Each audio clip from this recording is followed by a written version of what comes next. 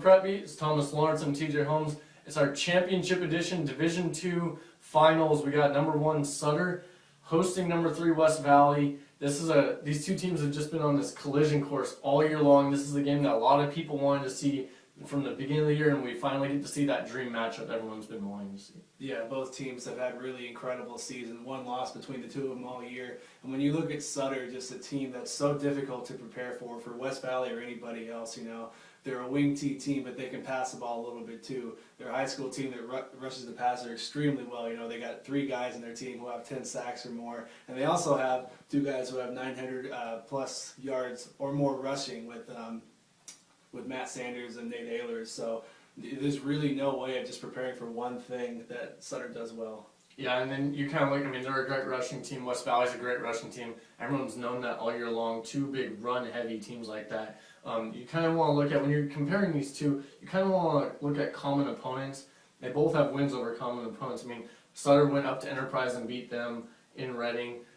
You know, Sutter also hosted CV and beat CV. Then you flip it, West Valley beat Enterprise at home and then went on the road to beat CV. So you kind of look at those 2 common opponents, and, you know, both got wins over them, and both are strong wins, you know, since Enterprise is in the D1 final and CV, you know, lost in the semis last week. Yeah, you know, West Valley one loss, but they've still had plenty of ups and downs this season with different injuries and different games and different scenarios. One thing that's been consistent, really, and pretty much the most consistent thing in these playoffs so far has been riding the backs of Austin Clark and Brady Castleman, their rushing duo. They did it, you know, last week, and TJ, they've been doing it throughout the postseason.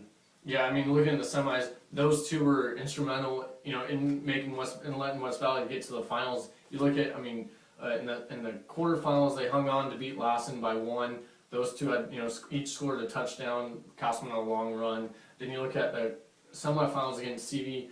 I mean, they still those were the workhorses. I mean, Greg Randell even said Brady Castleman ran like a man in that game last week against CV. And then you look at Sutter, they creamed Wairika the first round, but things got a little bit tougher for them. That rain made it a lot tougher. Everyone, it seemed like, they beat Orland 14-6, and they did it without an offensive touchdown, which is rather impressive for anyone to do that. Absolutely. You know, and then, you know, kind of looking at, you know, these 2 are both really run-heavy teams.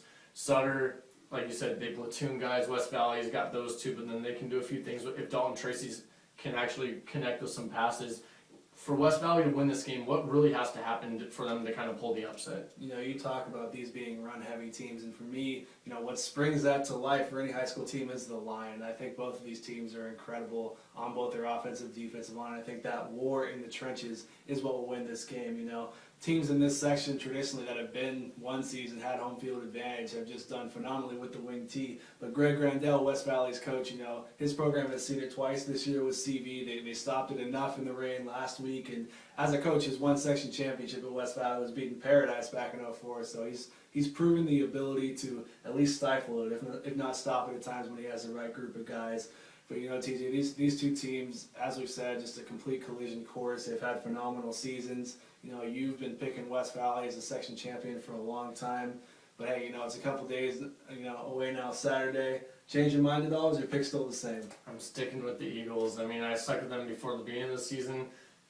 Picked them to, you know, beat CV, and I felt like if they could get by CV, they could get by Sutter. Just the adversity, and then the way that they've had to deal with it. I know they've been hanging on against Lassen, against CV. You know, those 2 wins by combined 4 points. I just feel like they've had that adversity. They got that loss away earlier in the season to CV. Then they got these close playoff wins. They know what it's going to take, you know, to face adversity in the moment right now, and they're just controlling their, you know, they're really taking care of business. They're hanging on. They're getting the wins, which is what they need to do. And you know, well, I think Sutter, a team that, you know, has just been there all year. They haven't had a slip in that win-loss department, and it's tougher. It's tougher to pick against West Valley than it was a week ago. I know it wasn't pretty when they beat CV, but there was a lot of heart in that win. But I have to stick with Sutter, a team that just doesn't seem to have a weakness, at least on paper. I haven't gotten to see them yet, but they're at home. You know, they've traditionally done well against West Valley. They beat them in the '07 title game, and it could be as close as ever this year. But, you know, down there on their field, I like the Huskies by a little bit, not much. Yeah, and you're going to be down there. Follow Thomas's Twitter at @TLawrence_RS. Check out prepbeat.com for all of our video highlights, scoreboard, you know, everything analysis for after the game as well.